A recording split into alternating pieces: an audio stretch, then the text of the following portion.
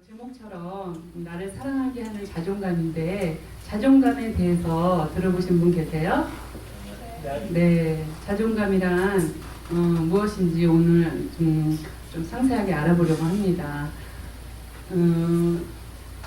먼저 혹시 자존감에 대해서 설명하실 수 있는 분 혹시 계시면 자신 있게 손들어 주실 수 있으면 좋겠습니다. 혹시 네, 정수. 나의 그 자신감, 내가 할 수 있다, 할 수 네. 없다. 네. 그게 달라지는 거잖아. 네. 자신감이 많으면은 내가 할 수 있다고 믿고, 네. 없으면 내가 할 수 없다. 네, 네, 네, 네. self-esteem. 예, 좋은 의견입니다.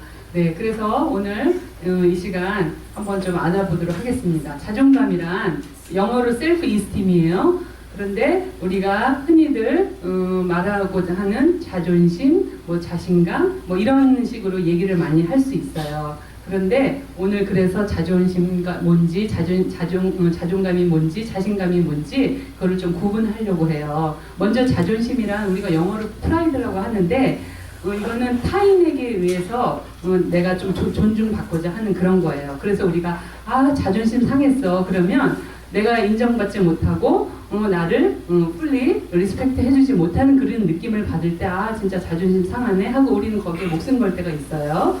그리고 두 번째는 자신감인데 이거는 confidence예요. 그러니까 내가 이거는 뭔가 할 수 있는 능력. 내가 또 이것을 또 실패를 한다거나 성공을 한다거나 이런 갈림길에 있을 때 내가 이거는 성공한 것 같아 본인이 느낄 수 있는 그런 어떤 척도를 가졌을 때 자신감이 충분하다고 할 수 있어요. 그런데 자존감이란 좀 더 확장된 개념이겠죠. 내가 실패를 하건 성공을 하던 그냥 나를 있는 그대로 존중할 수 있는 그런 마음이라고 해요. 그래서 성공과 실패에 상관없이 그냥 나 자신을 있는 그대로 받아들일 수 있는, 존중해 줄 수 있는 그것이 자존감입니다. 그래서 이 자존감이 높고 낮음에 따라서 우리가 생각하고 행동하고 말하고 또 결과가 나오는 것에 있어서 많이 좌우되는 그런 경향을 볼 수 있는데요. 그래서 우리가 자존감에 대해서 좀 더 깊이 이렇게 들어가자 보면은 먼저 자존감이 낮은 사람의 특징이 있어요. 첫 번째, 타인의 시선에 굉장히 민감하고 쉽게 반응을 해요. 네.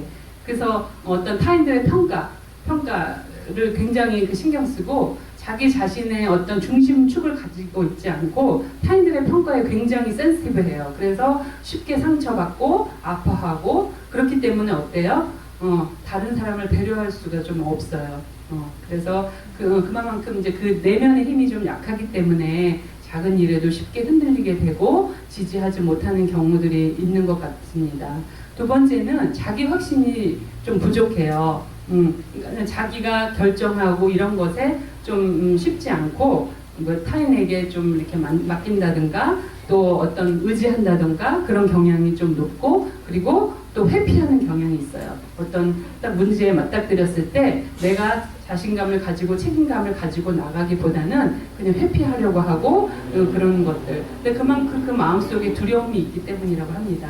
그 안에 그러면서 나는 이렇게 힘든데 왜 나는 결정하지 못할까 그런 것이 아니라 나 이렇게 내가 하지 못하니까 당신이 결정해 주세요. 이제 그대로 따르겠습니다. 뭐 이런 반응도 보일 때도 있고 그러거든요. 그건 그만큼 두려움이 있다는 것입니다.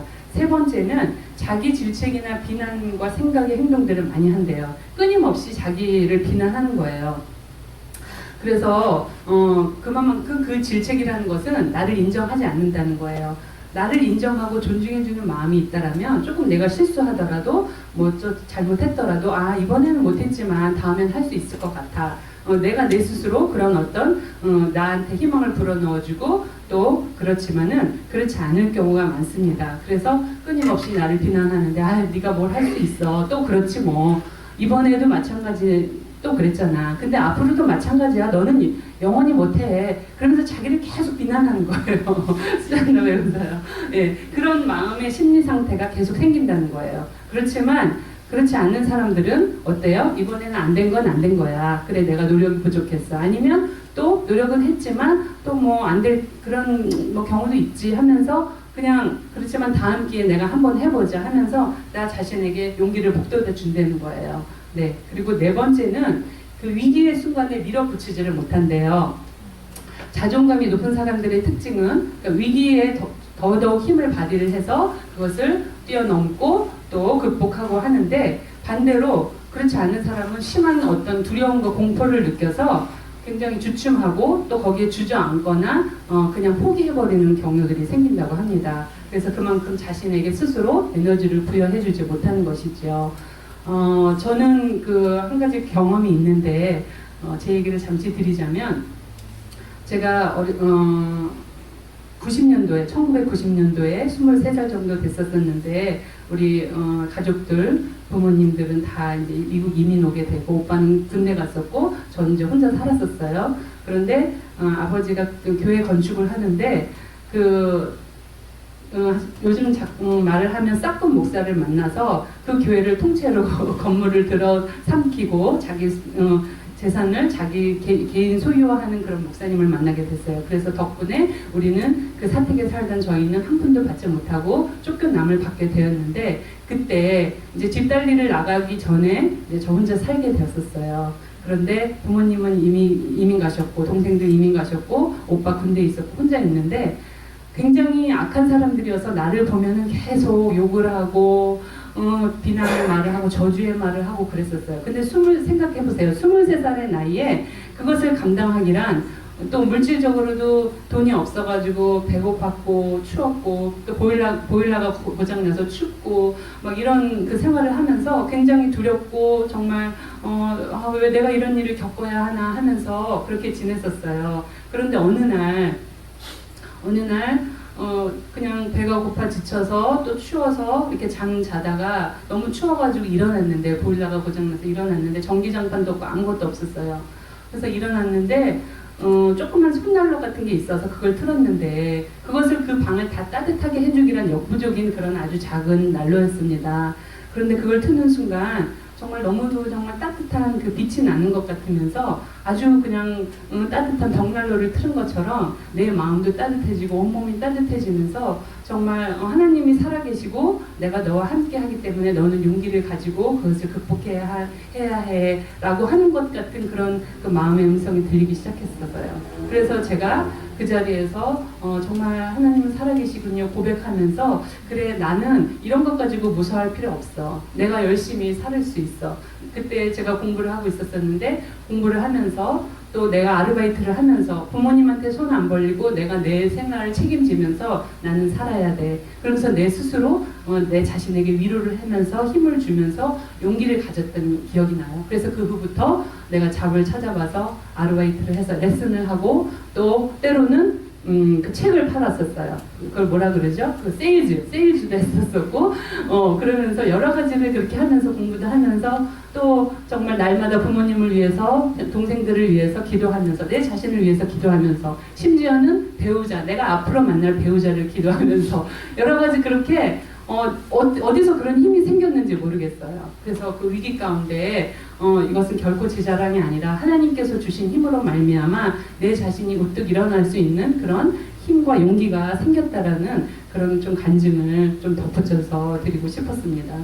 그렇다면 선천적 조건에 의한 열등감, 우리가 자존감의 반대말은 열등감이라고 할 수 있어요. sense of inferiority 할 수 있는데, 이것은 자존감이 낮은 사람이 갖기 쉬운 것입니다. 그래서 우리가 사실 그 선천적 조건, 내가 어떻게 힘으로 할 수 없는 그런 조건들 있죠. 외모나 뭐 키도 외모에 속하겠죠. 그리고 집안, 또 지능, 그건 내가 선택한 것이 아니라 그냥 부여받은 거예요. 태어나자마자 그냥 내가 거기에 속해 있는 거예요.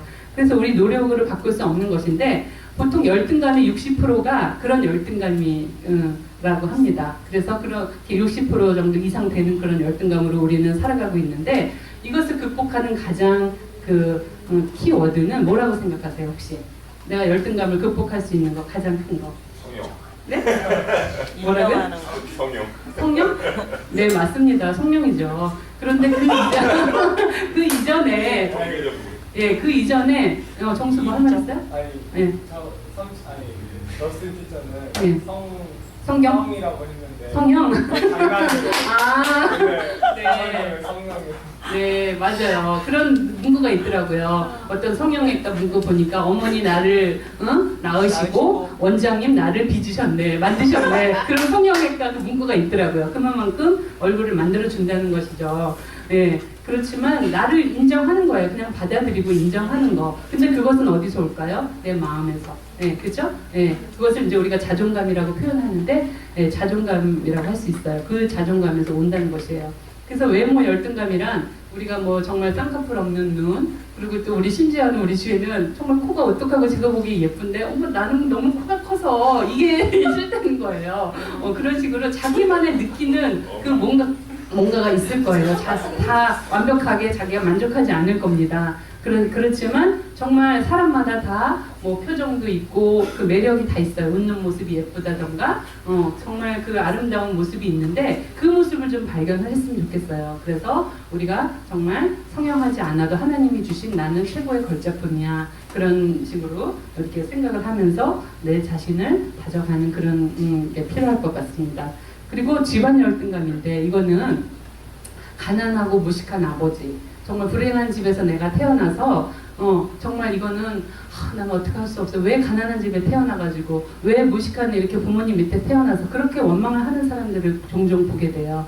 그렇지만 그럼에도 불구하고 또 다른 시선으로 보면서 이걸 내가 바꿀 수는 없어. 하지만 나는 내 자신을 내가 갖고 나갈 수 있어. 내가 공부를 열심히 하고 또 내가 또 훌륭한 사람이 되어서 또 소득을 창출을 해서 내가 그거를 경제적으로 극복할 수 있지. 그렇게 다른 시선으로 보면서 긍정적 요소로 이렇게 작용해가는 그런 모습을 우리가 추구하며 또 나아갈 수 있죠. 그러면서 감사하면서 생활할 수 있는 것이죠. 네, 그래서 우리가 또 흔히들 볼 수 있는 것이 이런 열등감이 있으면 정말 뭐 잘생기거나 뭐 잘나가고 집안이 빵빵하고 돈이 많은 것 같은 사람들 앞에서는 내가 초라해지는 그런 뭐 경험들이 한 번씩은 있으실 거예요. 저도 그랬어요. 그렇지만 그거는 정말 필요 없다라는 거예요. 왜? 나는 나이고 하나님께서 나에게 주신 최고의 가치와 최고의 뭐 환경과 여러 가지가 있기 때문에 이분 뭐 그런 것들이 아닐지라도 돈이 없고 그럴지라도 나한테 주신 귀한 신앙의 어떤 물림이 있고 또 내가 가지고 있는 여러 가지 열정도 있고 또 내가 가지고 있는 성실함이 있고 정말 얼마나 가치를 매길 수 있는 것들이 얼마나 많은지 몰라요. 그렇지만 그것을 발견하지 못하고 열등감에 헤어나지 못하는 것은 결코 바람직하지 않다는 것입니다. 네, 이거는 미운 오리 새끼 그 잘 아시는 그 예화인데요. 잠시 설명을 하자면 미운 오리 새끼가 원래는 뭐였어요? 미운 오리 새끼가 아니라 원래는 백조였어요. 그런데 자기가 그 미운 오리 새끼 안에서 있음으로 인해서 형제들이랑 또 엄마한테 구박을 받고 못생기다고 구박을 받고 살아왔어요. 자기가 백조인지도 모르고 그래서 항상 따돌림을 받고 우울하게 살아왔는데 어느 순간 그래서 저 멀리 이렇게 떠나다 보니까 혼자 외톨이로 지내다가 떠나다 보니까 닭과 어떤 고양이를 키우는 할머니네 집에 가게 되었어요. 근데 그 할머니가 잘 돌봐주었는데 역시 닭과 또 고양이가 미움을 또 질투를 하니까 거기서 못 견디고 나오게 됐어요. 그러다가 또 정처 없이 다니다가 어떤 큰 호숫가에서 백조 떼를 만나게 돼요. 그래서 그 무리 속에서 살게 되는데 자기도 나는 백조가 되고 싶다. 자기가 백조인지도 모르고 그렇게 살아가고 있어요. 그런데 어느 날 이렇게 팔이 근질근질해서 이렇게 팔을 흔들다 보니까 날개짓이 되어서 자기도 날 수 있게 되고 똑같이 쟤네 백조 떼랑 같이 내가 움직이고 있는 거예요. 그래서 이상하다. 근데 나중에 알고 보니까 내가 그 사람 걔네들이랑 똑같이 생긴 거예요. 그러니까는 자기의 백조인 것을 알게 된 거죠. 그런 것처럼 자기 정체성을 알지 못하고 나는 미운 오리 새끼인가 봐. 그렇게 우울해 있지 말고 내 자신을 발견하며 또 자기의 정체성을 발견하는 그런 일들이 우리 안에서 있기를 원합니다. 그래서 그 백조들과 행복하게 살아가는 그런 모습을 미운 오리 새끼에서 얻었듯이 그런 교훈을 얻듯이 우리는 내 정체성을 알고 또 내 자신을 발견해가는 그런 일들이 있었으면 좋겠습니다. 그러면 두 번째로 후천적 조건에 의한 열등감에 대해서 알아보도록 하겠습니다. 아까는 선천적 조건인데 이번에는 후천적 조건이에요. 첫 번째로 능력 열등감인데, 능력 열등감이란 내가 정말 나는 무능해 이렇게 생각을 하면 한없이 그 열등감에 빠지게 돼 있어요. 사실 어떤 우리가 회사에서도 그렇고 어떤 일을 하는 데 있어서도 그럴 수 있지만 자기가 최선을 다하지 않고 그런 열등감에 그냥 스스로 빠져서 그 늪에 빠지는 사람들도 사실 있습니다. 우리가 성경 인물에서 예를 들어보면 사울이라고 할 수 있는데, 사울은 전쟁터에 나갔을 때 어땠어요? 다윗과 비교해서 열등감에 심하게 빠졌던 사람 중에 하나예요. 다윗은 그러니까 사울은 천천히요, 다윗은 만만이라 백성들이 그랬을 때 그 열등감에 빠져서 정말 그 열등감이 심해지면 시기심이 생기게 되는데, 그 시기심이란 그것이 또 발달하게 되면 사람을 죽이고자 하는 그런 죄를 짓게 돼 있습니다. 그래서 우리 열등감이라는 게 그렇게 무서운데 사울이 그런 사람의 케이스 중에 한 명입니다. 그래서 결국은 자기도 우울에 빠져서 자살을 하게 되고 다윗을 죽이려고 끊임없이 미워하고 시기하는 그런 모습을 볼 수 있는데, 우리가 그래서 이런 것들을 한번 돌아보는 것이 필요할 것 같습니다. 두 번째는 가난 열등감인데, 이것 역시 남의 재산을 탐내거나 재능이 있다거나 그럴 때 탐을 내거나 그런 것들입니다. 그래서 우리가 한번 그런 것들을 생각해 볼 필요가 있고요. 그리고 세 번째로는 학벌 열등감인데, 이거는 뭐냐면 그 어떤 여자가 과일 가게에 가서 과일을 고르고 있는데 그 아저씨가 와서 그래요. 아니 아줌마 뭐 하는 거예요? 이렇게 과일을 다 주물러 버리면 어떻게 하라는 거예요? 다른 사람이 살 수 있어요? 이러는 거예요. 그런데 순간적으로 진짜 되게 그냥 불손하고 태도가 왜 저래? 그러면서 기분이 나빠. 창피해. 그런데 순간적으로 드는 생각이 저 아저씨가 내가 고졸인 걸 어떻게 알았지? 속으로 그러는 거예요. 그런데 우리가 상식적으로 생각했을 때 한번 이렇게 처음 봤는데 그 사람이 학벌을 알 수 있습니까? 없어요. 그런데 이 아줌마는 굉장히 거기에 대한 학벌 열등감이 있어서 어머 내가 고졸이니까 저 사람이 무시하는 거야. 근데 저 여자한테는 친절한 것 같아. 저 여자는 아마 이대 나왔을 거야. 저 사람은 아마 명문대 나왔을 거야. 이렇게 생각하는 거예요. 그러니까 자존감이 만약에 낮아가지고 그런 생각을 한다면 끊임없이 자기 자신을 비하한다는 거예요. 예. 그래서 그런 학벌 열등감이 있을 수 있습니다. 그런데 학벌 열등감을 극복하려면은 그 이무석 교수에 의하면은 공부를 하고 내가 그것을 만족하게 느낄 정도로 공부를 하고 채워진다라면 그것을 극복할 수 있다라고 합니다. 그리고 그 다음에는 실직이에요. 실직. 이것은 남자들에 의해서 가장 이렇게 큰 의미를 부여하는 것인데, 남자들은 그 어떤 일을 하는 데 있어서 내가 성취감을 얻고 또 그것을 나의 삶의 전체라고 생각하는 사람들이 많아요. 왜냐하면 가장이기 때문에 내가 책임져야 하고 내가 또 그것으로 인해서 생활을 영위해야 되기 때문에 그렇게 정말 인생도 무너지는 것 같은 그런 느끼는 사람들이 많아요. 그래서 특히 이제 뭐 경쟁적이거나 성공지향적인 삶을 추구하는 사람에게 있어서는 그것을 못 견뎌요. 실직에 의해서 못 견디고 자존감이 무너지고 우울증에 걸려서 다른 어떤 무서운 사고를 저지르기까지 하는 그런 요즘 행태들이 많이 있습니다. 그래서 이런 경우도 있고요. 그렇다면 자존감이 성격에 어떤 영향을 미칠까 한번 알아보도록 할게요. 첫 번째로 의처증인데, 이것은 열등감 때문에 생기는 병입니다. 아무도 나 같은 인간을 사랑할 리가 없어. 그리고 또 자기 자신을 부정적으로 보기 때문에 아내도 끊임없이 남편을 사랑하고 그러는데도 아내가 사랑할 리가 없어. 위선이야. 나한테 저렇게 하는 건 위선이야. 분명히 딴 놈이 있어. 이렇게 생각하는 거예요. 근데 이런 사람을 만나본 적이 저도 상담하면서 있었는데, 그분의 어린 시절을 돌아보니까 어렸을 때 엄마가 외도로 인해서 집을 나가서 자기를 버리고 나갔다고 생각을 한 거예요. 그런데 나중에 알고 보니까 엄마가 외도로 인해서 나간 거예요. 그래서 그 엄마에 대한 그리움과 또 미움과 그것이 또 합해져서 증오가 된 거예요. 그래서 계속 끊임없이 신뢰하지 못하고 자기가 이제 나중에 결혼 생활을 하면서 아내에게 끊임없이 너가 다른 사람이 있기 때문에, 다른 남자가 있기 때문에 이러는 거지. 그렇지 않음에도 불구하고 그걸 오류, 왜곡된 생각으로 자꾸 착각을 하는 거예요. 이런 것을 말할 수 있고요. 그런 유형이 나올 수 있습니다.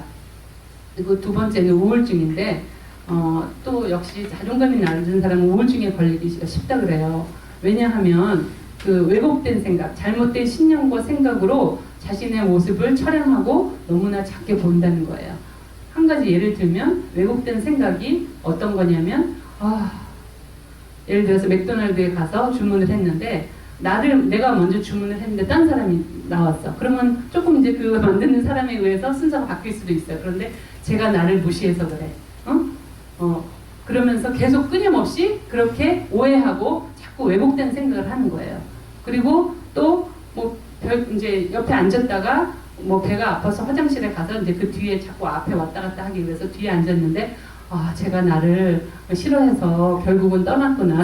내 옆에 있다가 내가 싫어서 떠났구나. 이런 식으로 끊임없이 자꾸 왜곡된 생각을 하는 거예요. 그럴 수 있다라는 것입니다. 그래서 결국은 아무것도 아닌 것으로 가지고 왜곡된 생각이 부풀려져서 그것이 나에게는 정말 내 자신은 아무것도 또 다른 사람이 인정해주지 않는 존재로 여겨지면서 슬퍼지고 우울해져서 결국은 인생 자체도 허무하게 느끼는 그런 우울증으로 갈 수 있다는 것입니다. 다 그렇다는 것이 아니라 그런 가능성이 있다는 것입니다. 참고하시기 바랍니다. 그리고 세 번째는 대인공포증이에요. 이거는 대중 앞에 서기를 굉장히 병적으로 두려워하는 그런 사람들이 있어요. 그래서 앞에 나가면 막 식은땀이 줄줄 나고 말도 굉장히 준비하고 말 잘하는 사람인데 말도 더듬거리고 시선도 앞에 못 보고 이제 이러한 그 증상들이 나는데 이런 것은 내면에 겁을 먹고 있는 어떤 아이가 있다라고 합니다. 내가 버림가 받을까봐, 내가 무식한 게 탄로 날까봐, 내가 또 어떤 비난 받을까봐, 내가 못났다고 비난 받을까봐, 이런 식의 그런 생각들이 지배적으로 그 안에 있어서 굉장히 근데 이런 것들은 굉장히 두려움이라고 할 수 있는데 근거 없는 것들입니다.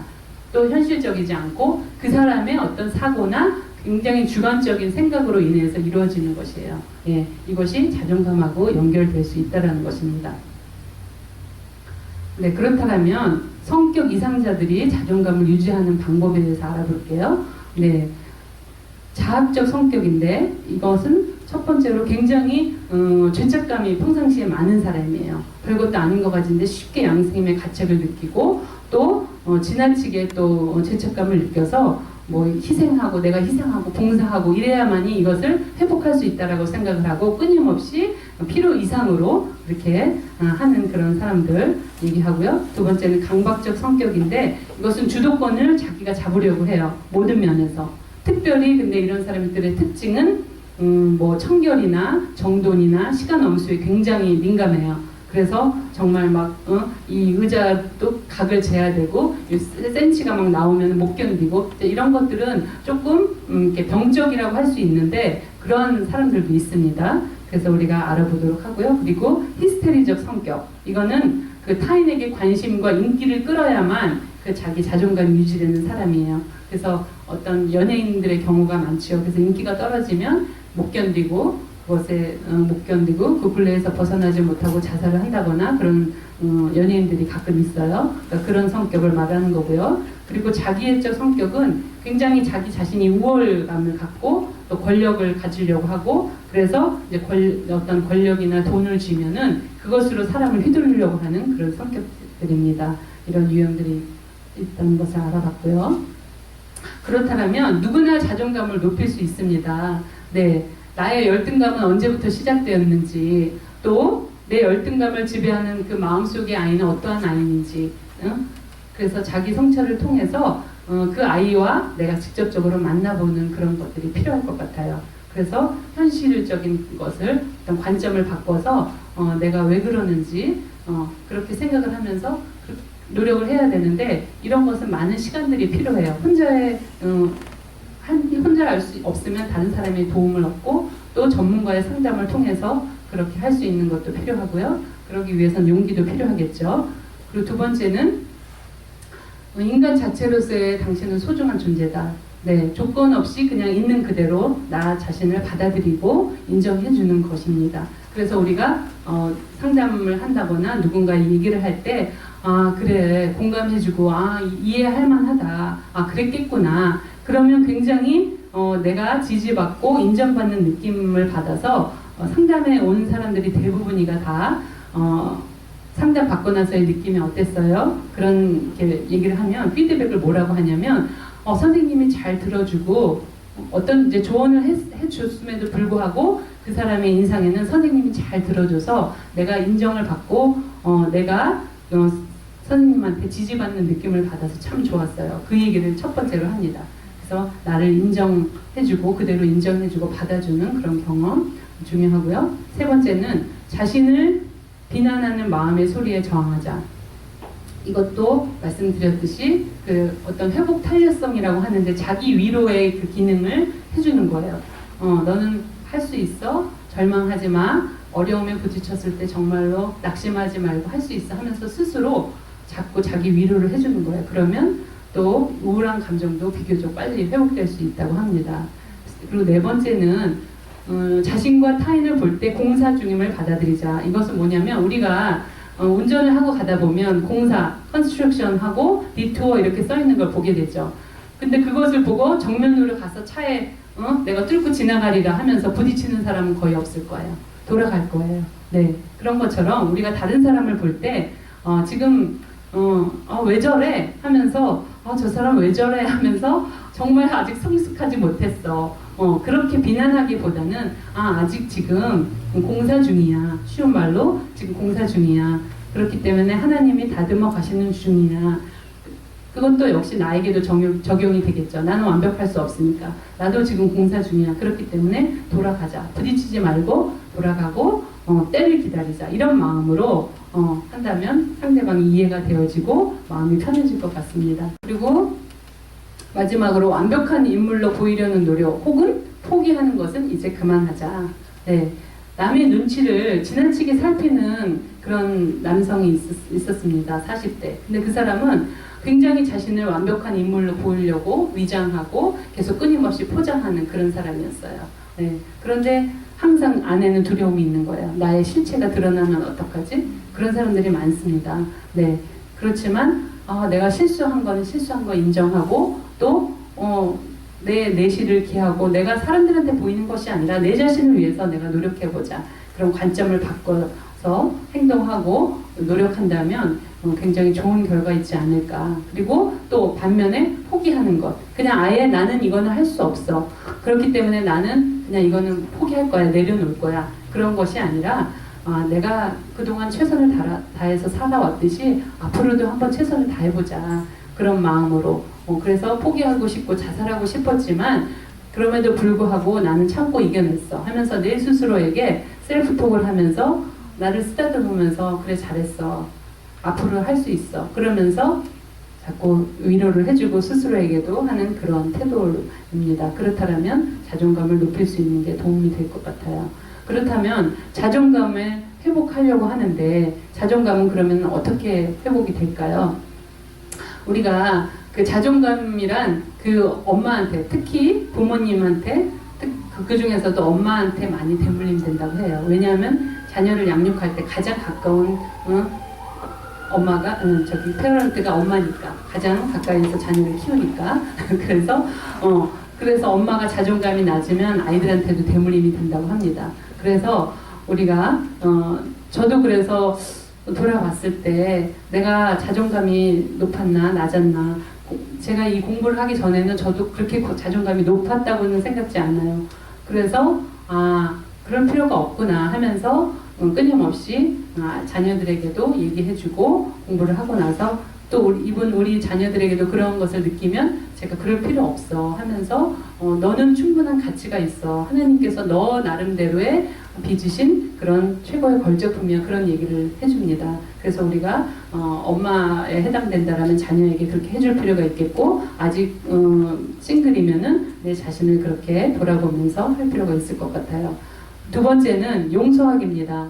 사실 자존감이 낮은 사람이 용서하기가 어렵다고 해요. 왜냐하면 어렸을 때 경험했던 그러한 상처로 인해서 그것이 수치심이 되어버리고 상처가 되어버려서 또 더 아니면 뭐 죄책감, 이런 쓸데없는 죄책감, 진짜 자기가 죄를 짓지 않았음에도 불구하고 그것이 나로 인해서 빚어진 것으로 착각을 하는 거예요. 그런 것들이 굳어져서 정말 용서하기가 어렵다고 해요. 예를 들면 부모님의 이혼이 나의 잘못으로 인해서 그렇지 않음에도 불구하고 내 잘못으로 인해서 이혼한 것 같아. 그런 어떤 죄책감이 있다라는 거예요. 그래서 그 부모님을 용서를 못해. 내가 죽을 때까지 내가 아빠를 안 볼 거야. 뭐 이러한 식으로 그 상처가 굳어져 있다라는 거예요. 용서하지 못하고. 그래서 내가 자존감을 좀 높이면 용서할 수 있지 않나. 그래서 정말 안 되더라도 이글을 악물고 용서하는 마음을 갖는 것이, 노력하는 것이 주 안에서 좋을 것 같습니다. 세 번째는 사랑하기인데요. 우리가 자녀를 키우다 보면 정말 무능하고 혹시 또 장애인이라도 조금 부족하더라도 있는 그대로 우리가 자녀를 사랑해 주잖아요. 그렇죠? 그렇지 않은 부모는 없을 거라고 생각이 들어요. 그런 것처럼 정말 장점이 있고 단점이 있듯이 단점만 보는 것이 아니라 그냥 장점과 단점을 다 수용해주고 있는 그대로 받아들여주고 사랑해주는 그런 수용해주는 그런 태도를 보여주고 정말 진정으로 배려해주고 사랑한다라면 정말 또 자존감이 회복되지 않을까 생각이 듭니다. 그래서 이 그림은 그 상대편하고 나하고의 허그하는 것도 있지만 진정한 이 마음의 벽, 내 안에 있는 마음의 벽을 깨고 내 안에 있는 나를 만나는 정말 만나는 것이 필요하지 않을까라는 의미에서 이 그림을 준비해 봤습니다. 그래서 내 자신을 끊임없이 돌아보고 성찰해보고 그래서 나한테는 이런 것이 있었구나 한번 생각을 해보며 나아가는 것이 필요할 것 같고요. 마지막으로 성경적인 관점으로 결론을 내리려고 해요. 우리 다 같이 한번 성경 말씀을 한번 읽어볼까요? 25절부터 누가복음 10장 25절부터 28절입니다. 시작. 어떤 율법 교사가 일어나 예수를 시험하여 이르되 선생님 내가 무엇을 하여야 영생을 얻으리까? 예수께서 이르시되 율법에 무엇이라 기록되었으며 내가 어떻게 읽느냐? 대답하여 이르되 내 마음을 다하여 목숨을 다하며 힘을 다하며 뜻을 다하여 주 너의 하나님을 사랑하고 또한 내 이웃을 내 자신같이 사랑하라 하였나이다. 예수께서 이르시되 내 대답이 옳도다. 이를 행하라 그러면 살리라 하시니. 성경 말씀처럼 율법 교사가 물어봤어요. 예수님한테. 예수님께서 되물으셨어요. 뭐라고 기록되었느냐? 내 마음을 다하여 목숨을 다하며 힘을 다하며 뜻을 다하여 주 너의 하나님을 사랑하고 또한 내 이웃을 내 자신같이 사랑해야겠다 하셨어요. 그래서 예수께서 그것이 옳다고 말씀하면서 그렇게 행하라고 했어요. 그런데 제가 오늘 말씀하고자 하는 포인트는 내 이웃을 내 자신같이 사랑하라. 이 말씀에 어떤 심리학자들은 그렇게 얘기를 해요. 그래, 너 자신을 그래서 먼저 사랑해야 이웃도 사랑할 수 있고 하나님도 사랑할 수 있다. 이렇게 얘기를 하는데 그것은 조금 다른 관점인 것 같아서 제가 통합적으로 생각을 해보시라고 말씀을 드리고자 합니다. 내 자신을 먼저 사랑해야 다른 사람을 사랑할 수 있는 것은 아니에요. 사실 그렇죠. 자존감이 낮아도 다른 사람을 사랑할 수 있고 하나님을 사랑을 할 수 있습니다. 그런데 이것을 마치 내 자신을 사랑해야만이 다 이루어지는 것처럼 그것은 잘못된 해석이고 요즘에 심리학자들이 그렇게 해석을 해서 자존감을 어필하는 사실 경우도 있는데 저는 거기에 대한 것은 반대하는 관점입니다. 왜냐하면 이걸 통합적으로 생각을 해야지 어떤 구절을 가지고 그것을 가지고 부각시키는 것은 아니라고 봅니다. 이것은 내 자신과 같이 이웃도 사랑하고 하나님도 사랑하고 그렇게 하라는 통합적인 전인적인 그런 의미로 생각이 듭니다.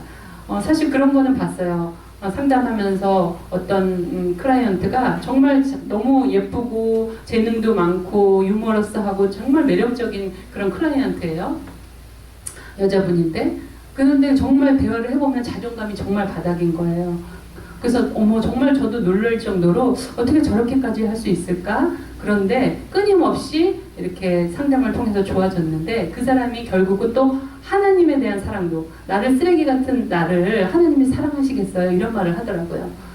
그렇기 때문에 그런 걸 많이 봐요. 대부분이가 자존감이 낮은 사람이 하나님과의 관계도 하나님의 사랑을 온전히 받아들이지 못하는 경우를 봅니다. 그렇기 때문에 그것을 잘 통합하여서 내 자신도 사랑하고 하나님과의 관계도 회복하고 이웃을 사랑하며 그렇게 지내라는 그런 말씀으로 저는 이것을 봤는데 이것을 오해하지 않으셨으면 좋겠어요. 내 자신을 사랑해야만이 이웃을 사랑하고 하나님을 사랑할 수 있는 것은 아닙니다. 좀 어려운 문제인데 통합적으로 생각하셨으면 좋겠고요. 마지막으로 에베소서 5장 29절 말씀 다 같이 한번 읽어보겠습니다. 누구든지 언제나 자기 육체를 미워하지 않고 오직 양육하여 보호하기를 그리스도께서 교회에 함께 하나니. 네.